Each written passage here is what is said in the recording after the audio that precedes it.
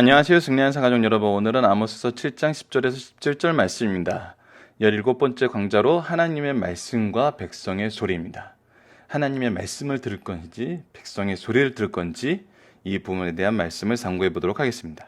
승리하는 삶은 말씀 중심 예배 중심의 성경 전문 교사를 양육하기 위해서 만들어진 성경 공부 교재입니다. 승리하는 삶은 현재 2016년 5월 현재 아모스서 말씀을 상고하고 있고요. 승리한 삶은 발행이신 박유일 목사님의 구속사로 조망한 성경 연속 강해집 아모스서 말씀을 통해서 편집되어 있습니다. 연속 강해 설교이고 연속 강해 설교를 저희들이 말씀 연구를 위한 교재로 만들 때 저희들이 도입한 분석 방법이 구조 연구입니다. 구조 연구는 말씀 전체를 통해서 하나님의 말씀이 의 중심 사상이 무엇인지 저희가 발견하고 그 중심 사상을 중심으로 말씀을 해석하기에 도와주는 가장 좋은 성경 연구 방식 중에 하나입니다.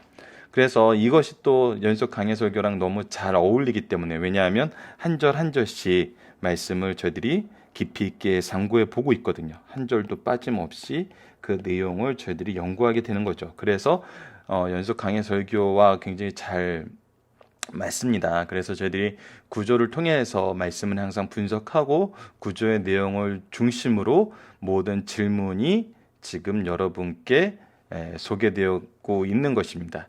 그래서 강해집은 박유일 목사님의 강해집, 또 이 구조 연구나 문제 출제는 주간이신 김천수 교수님, 김천수 목사님의 지도로 이 책은 편집되어 있습니다. 그래서 전체적인 구조는 어제 설명을 해드렸기 때문에 저희들 넘어가고요. 이번 주 5개의 환상 부분에 대해서도 어제 자세히 설명이 되었습니다. 그래서 어제 3가지 환상에 대해서 먼저 살펴보았고, 오늘 내용은 이스라엘의 포로의 임박, 하나님의 말씀을 들을 것인가 백성의 소리를 들을 것인가, 이 내용에 대해서 박유일 목사님 강해집 내용에는 직업적인 제사장, 직업적인 선지자라는 표현으로 아마사라는 인물이 등장하고 있습니다. 그래서 참된 선지자와 직업적인 선지자의 차이를 통해서 우리가 이 말씀으로는 분석하는 시간을 갖도록 하겠습니다. 그리고 나서 다시 한번 임박한 심판에 대한 환상이 나타나는 것을 우리가 내일 말씀을 통해서 보게 됩니다. 자, 이번 주 우리가 이 본문 말씀을 통해서 상고하는 모습은 무엇이냐면, 여호와의 날에 우리에게 주는 교훈은 무엇인가냐입니다. 어제 말씀을 통해서는 지도자의 모습을 우리가 살펴봤었어요. 하나님 앞에 섰을 때와 백성들 앞에 섰을 때, 백성들에겐 하나님의 대언자로 하나님 앞에 섰을 때는 백성들의 중보자로 서는 모습을 보여줬는데, 굉장히 재미있는 것은 이 중보자의 모습 뒤에 나타나는 것이 무엇이냐면 백성들의 저주예요. 백성들의 핍박입니다. 이것이 우리에게 주는 교훈은 굉장히 많죠. 우리가 하나님의 뜻대로 살고자 하고 하나님의 뜻을 대언하면서 또 하나님 앞에서는 중보의 기도를 드리고 있지만, 세상은 우리를 어떻게 한다? 핍박하고 미워한다는 것입니다. 왜? 그들이 하나님의 뜻과 일치되지 않는 삶을 살기 때문에. 그래서 여호와의 날이 우리에게 주는 교훈은 안타깝게도 안타까워해서는 안 되고 우리가 담대하게 승리를 경험하게 되는 일이지만, 우리에겐 핍박이 온다는 것입니다. 우리에게는 핍박이 있을 수밖에 없다는 거예요. 자, 오늘 본문 말씀을 이제 한 절씩 보도록 하겠습니다. 아모스서 7장 10절에서 17절 말씀입니다. 때 베델의 제사장, 분명히 나타납니다. 어디의 제사장? 베델의 제사장. 예루살렘의 제사장이 아니에요. 왜죠? 북이스라엘은 여로보암 시대 때 이미 어떻게 했냐면, 예루살렘에 제사 드리러 가는 것 때문에 백성들이 이탈할 것을 걱정해서 베델과 길갈에 성전을 세우고 그곳에 제사장을 세웠어요. 제사장을 레위인이 아니었어요. 하나님께서 정하신 규칙과 질서가 아니라 누구의 질서였어요? 여로보암 왕의 질서였어요. 그래서 베델의 제사장 아마샤가 이스라엘 왕 여로보암에게 보내 이르되, 이스라엘 족속 중에 아모스가 왕을 모반하나니 그 모든 말을 이 땅이 견딜 수 없나이다. 아모스가 지금 모반을 꾀하고 있는 사람입니다. 이 사람이 유다 땅에서 건너왔는데 왕에게 지금 모반을 꾸미고 있어요. 뭐 어떤 내용으로 모반을 꾸미냐면 아모스가 말하기를 여로보암은 칼에 죽겠고 이스라엘은 반드시 사로잡혀 그 땅을 떠나겠나이다 하니이다. 자, 이 내용은 어떤 말씀이냐면 바로 우리가 어제 상고했던 말씀이죠. 이삭의 산당들은 환폐되고 이스라엘의 성도들은 파괴될 것이다. 내가 일어나 칼로 여로보암의 집을 치리라 하시니라. 자, 이 굉장히 재밌습니다. 하나님께서 여로보암, 자, 9절에서 이삭의 산당, 이스라엘의 성소, 여로보암의 집, 이것은 무엇으로 표시되는 겁니까? 하나님의 백성이었던 이스라엘 전체를 상징하는 거예요. 근데 이것을 어떻게 바꿨어요? 여로보암의 집이 아니라 여로보암은 칼에 죽겠고 이스라엘은 반드시 사로잡혀갈 것이다. 그래서 이것이 하나님 이스라엘의 죄에 대한 하나님의 심판의 내용이 아니라 바로 여로보암을 대항하는 모반의 말로 꾸며서 얘기하고 있는 것이죠. 자, 그러면서 이렇게 고발을 하고 아마샤가 아모스에게 이르러서 뭐라냐면 이르되 성견자여 너는 유다 땅으로 도망하여 가서 거기에서나 떡을 먹으며 거기에서나 예언하라. 다시는 베들에서 예언하지 말라. 이는, 자, 이게 또 재밌는 말입니다. 이는 어디의 성소요? 왕의 성소요. 누구의 성소가 아니에요? 하나님의 성소가 아니에요. 나라의 궁궐입니다. 자, 이것이 우리 입장에서 보면은 하나님이 세우신 나라, 하나님을 예비하는 성소이기 때문에 하나님의 뜻이 중심이 돼야 된다고 생각을 하는데 세상적인 기준에서는 이것은 이게 더 합리적으로 보인다는 거예요. 이것을 이렇게 봐봅시다. 자, 베델의 성전은 누가 지었어요? 왕이 지었어요. 왕이 지은 성소는 누구의 뜻대로 이래야 돼요? 왕의 뜻대로 이래야 돼요. 그래서 하나님의 뜻보다는 왕의 뜻이 먼저 되는 곳이에요. 나는 누가 세운 선지자예요? 여로보암 왕이 세운 선지자예요. 제사장이에요. 그래서 나는 누구의 뜻을 대변해야 돼요? 왕의 뜻을 대변해야 돼요. 그러지 않는 것이 불법이라는 거예요. 자, 세상적인 기준에서는 이 말이 틀리지가 않아요. 이것이 지금 우리가 성경에 나와 있고 성경을 통해서 우리가 하나님의 뜻을 통해서 이것을 보기 때문에 이해가 안 되지만 이런 말을 한다는 것이 이해가 안 되고 이것이 틀린 말인지 알아요. 근데 되게 재밌는 거는 우리가 세상을 살면서 세상적인 관점에서 볼 때는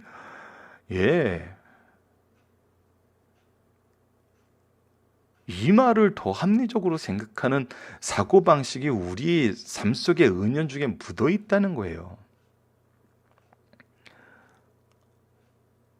하나님의 뜻이 아니어도 이 세상의 통치자의 도움을 받고 이 통치자와 밀접한 관계에 있으며 그 통치자를 서포트해주고 그 통치자를 위해서 일하는 것이 당연한 거죠. 우리가 회사에서 직장에 취업을 해가지고 그 직장에서 살 때는 그 직장의 지도자, 그 직장의 사장, 그 직장의 리더의 뜻과 일치되면서 일하는 것이 당연한 거죠.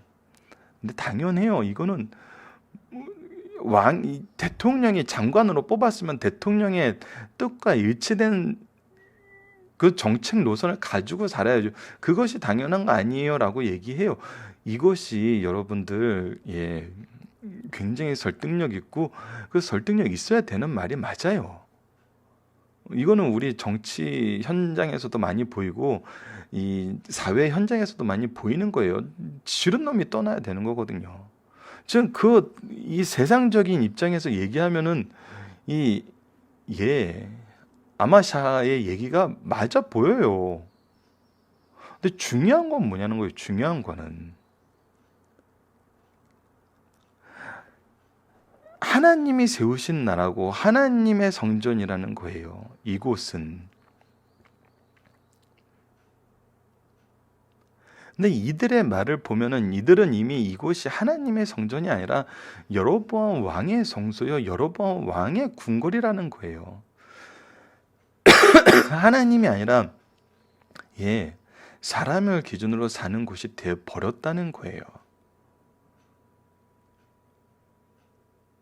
이것을 교회에 적용하면 더 무서운 말씀이 돼요.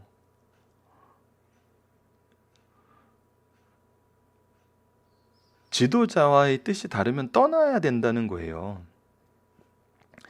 지도자의 뜻과 다른 사람은 다른 곳으로 가라는 거예요. 이런 얘기가 참 쉽게 나올 수 있는 지금 현장이라는 것이 참 이 말씀과 무슨 차이가 있나요? 예. 더 무서운 말씀은 뭐냐면, 예, 아마샤와 여로보암이 서로 연합하고 있는 사이라는 거예요.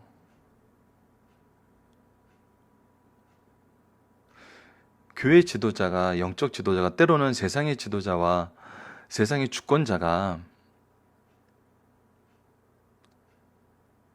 서로의 뜻에 맞으면은, 서로에게 윈윈이 된다고 생각하면은 그 사람이 선인이건 악인이건, 우리가 하는 일이 선이건 악이건 상관없이 연합하고 본다는 거예요. 연합해서 자기네 뜻을 이루는데 효과적인 정책을 펴고 효과적인 통치를 이룬다는 거예요. 근데 무서운 건 그것이 교회 안에서도 이루어진다는 거예요. 교회 안에서도 죄인인 걸 알면서 그를 중요한 요직에 불러다 놓고 앉혀서 일을 시킨다는 거예요. 왜? 그것이 나에게 편하니까. 그게 나에게 이득이 되니까. 근데 이런 곳은 더 이상 무엇이 안 되냐면, 예, 하나님의 성소가 될 수 없고 하나님의 통치하는 나라가 될 수 없는 거예요. 그래서 교회에서는 이런 모습이 보이면 안 되고 우리 가정에서는 이런 모습이 보이면 안 되는데, 예, 이상하게도 이 얘기가 우리 교회와 가정에서도 설득력 있게 보여진다 할 때는, 예, 여러분, 우리는 회개할 시기가 된다는 거예요. 자, 근데 하나님의 말씀은 분명히 이러한 내용에 대해서, 예, 심판을 선언하신다는 거예요. 14절 이제 아모스의 대답을 보도록 하겠습니다. 아모스가 아마시아에게 대답하여 이르되 나는 선지자가 아니며 선지자의 아들도 아니라 나는 목자요 뽕나무를 재배하는 자로다. 자, 왜 이렇게 얘기할까요? 야, 여기는 왕의 성소고 우리는 왕을 위해서 세우심을 받은 제사장들이야. 그래서 우리는 왕을 위해서 일해야 되는데 너는 왕을 위해서 일하지 않아. 그러니까 너는 유다 땅으로 도망가. 우리가 너를 처단하기 전에 협박하는 거예요. 가서 거기서 떡을 먹으면 거기서나 예언해.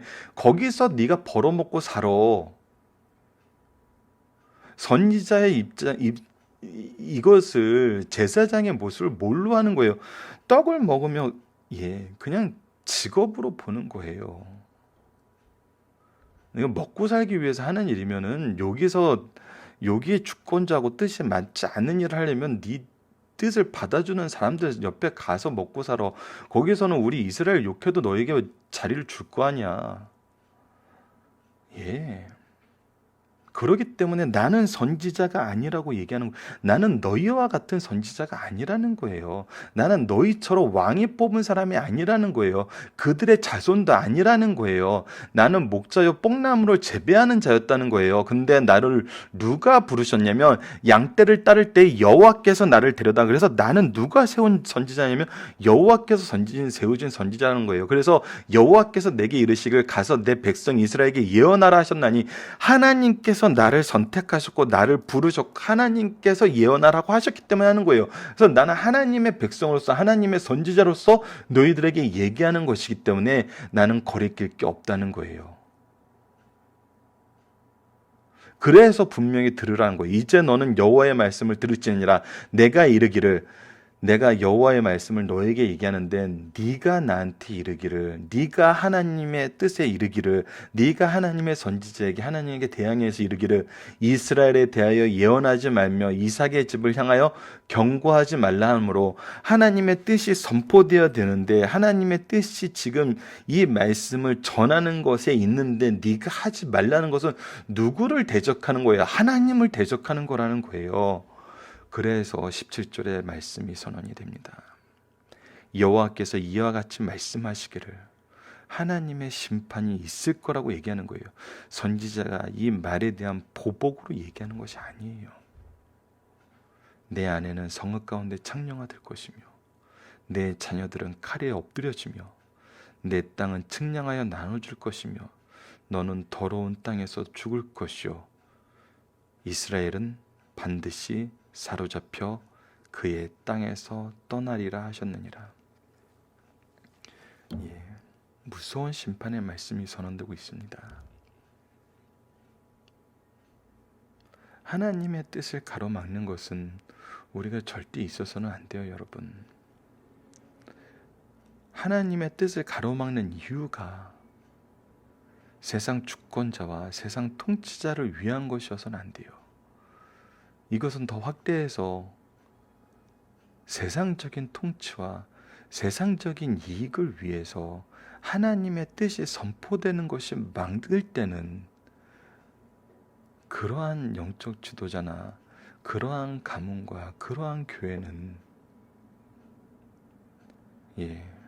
하나님의 심판이 있다는 것입니다. 이것은 너무나 즉각적이고 분명한 심판의 선언이어서 너무나 무서운 말씀이에요. 이것은 하나님의 말씀을 거역하는 것에 대한 분명한 심판의 선언인과 동시에 우리에게는 이러한 핍박이 있을 것을 얘기하시는 하나님의 예언의 말씀이에요. 하지만 이 말씀의 끝에는 무엇이 있어요? 하나님의 뜻은 이루어지고 하나님의 심판은 더욱더 분명하게 있다는 것을 우리에게 가르쳐주므로 우리가 담대히 말씀을 전하여 선하여 승리할 수 있도록 인도하신 하나님의 주권적인 역사의 통치 원리를 우리에게 가르쳐주고 있습니다. 그래서 이 말씀은 정말 무서운 말씀이에요. 우리를 세우신 것은 우리가 말씀 리더가 된 거, 우리가 장로의 직분, 권사의 직분, 집사의 직분, 때로는 교육자의 직분 받은 거, 어떤 세상의 주권자나 교회의 주권자의 손에 의해서 된 게 아니에요. 우리는 하나님의 부르심을 받았고 필요에 따라서는 하나님이 우리를 쓰실 때 하나님의 쓰임에 합당하게 행동해야 돼요.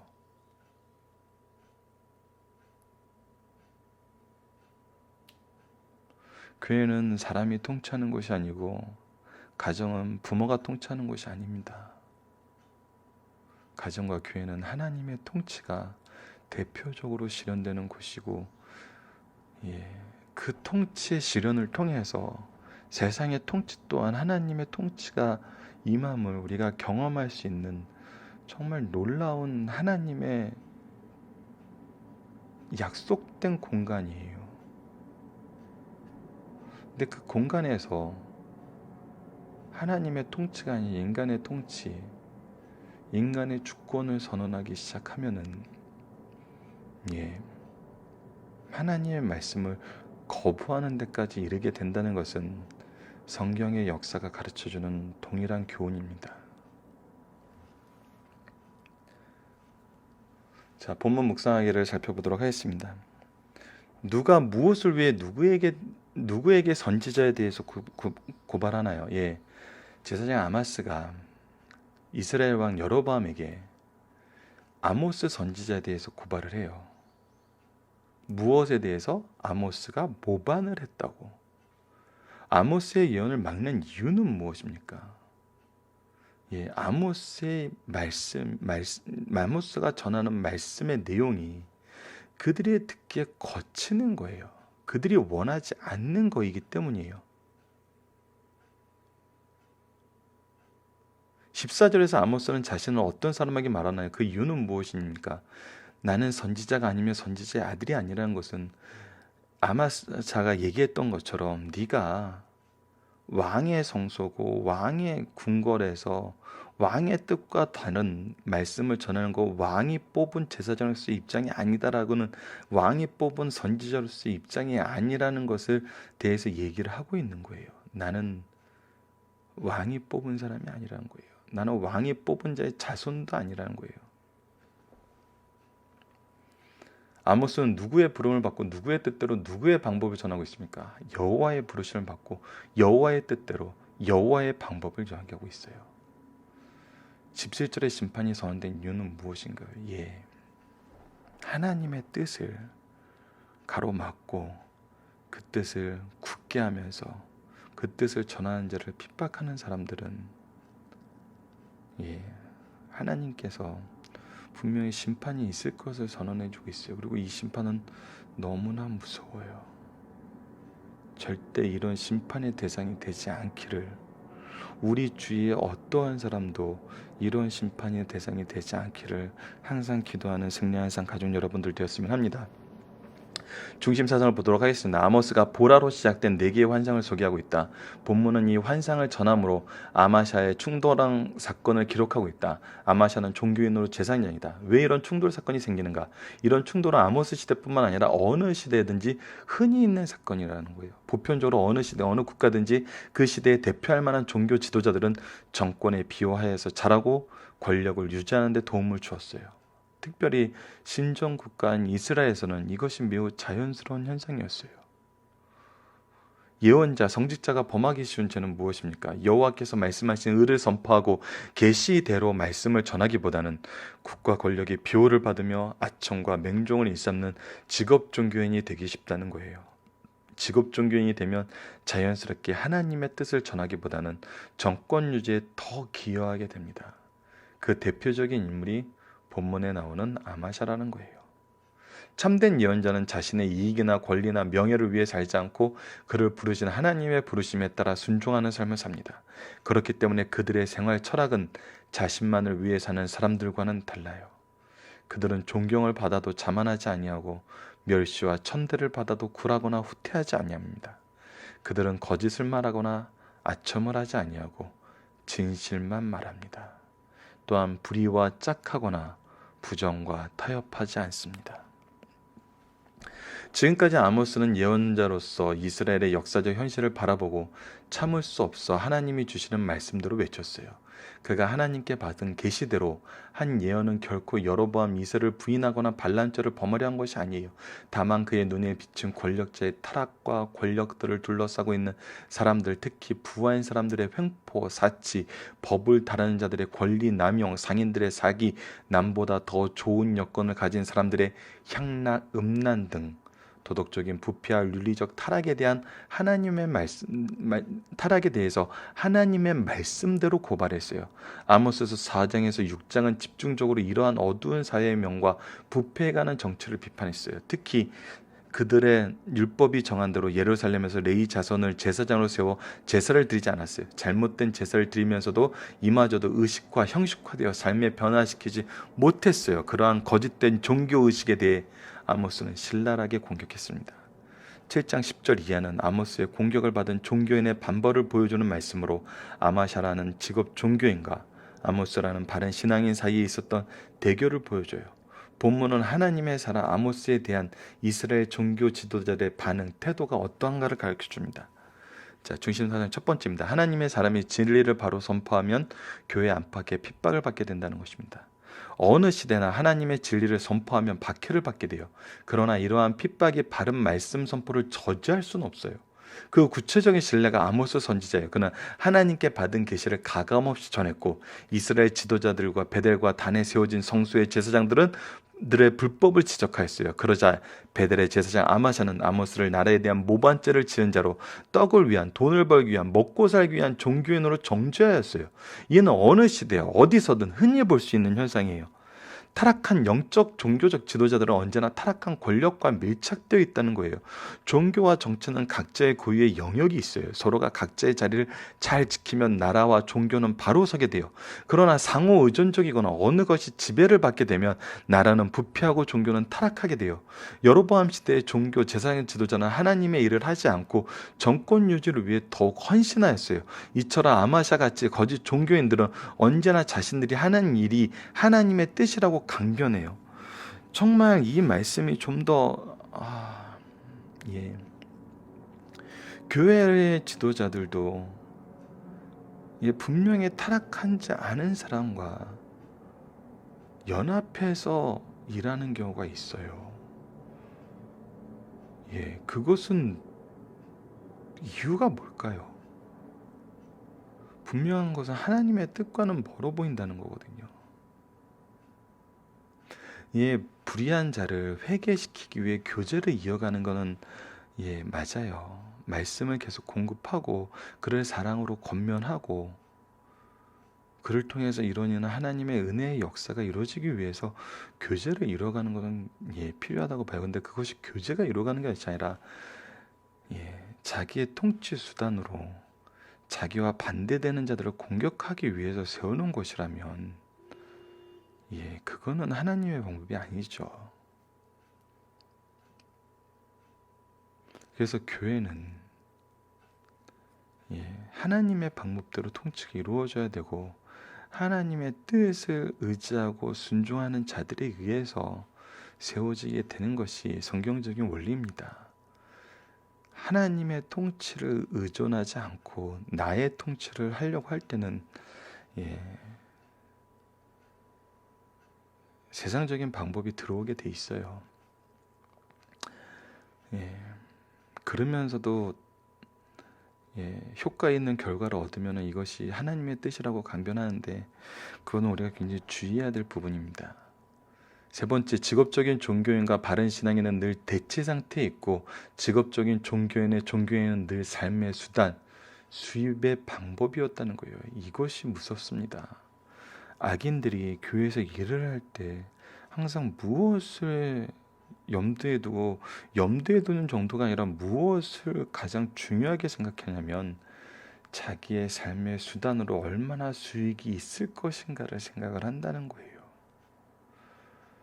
그래서 큰 교회일수록 이런 것이 자주 나타나게 되는데 이런 것은 지도자들이 바로 서서 이러한 방법으로 교회에서 일이 이루어지지 않도록 항상 주의를 주셔야 되고 우리 또한 주의해야 돼요.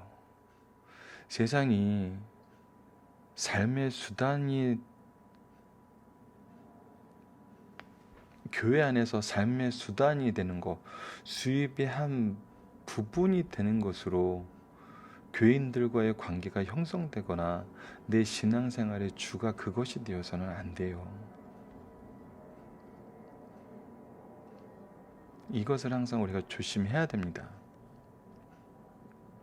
참된 신앙인은 경제적 빈부와 관계없이 하나님께 헌신하고 교회에서 경제적인 이득을 얻기 위해서 봉사하는 것이 아니라 그냥 하나님의 뜻에 헌신하는 거예요.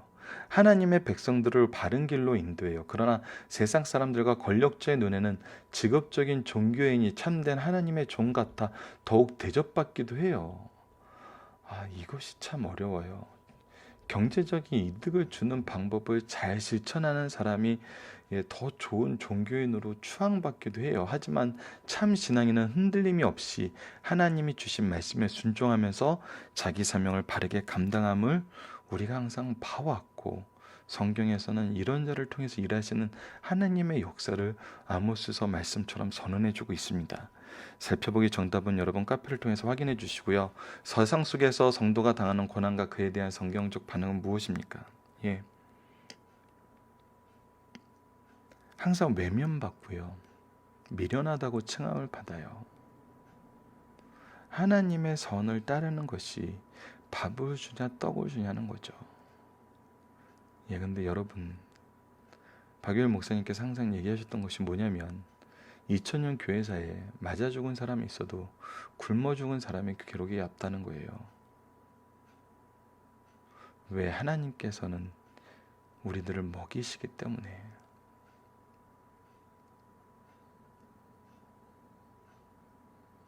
그래서 성경적인 반응은 우리에게 고난은 당연하다는 걸 가르쳐주면서 이 고난에 대한 하나님의 평가는 분명히 하나님의 기준대로 이루어진다는 것을 우리에게 가르쳐주는 것이 바로 성경의 내용입니다. 그래서 우리는 무엇을 의지해요? 말씀을 의지해서 승리할 수 있는 것입니다.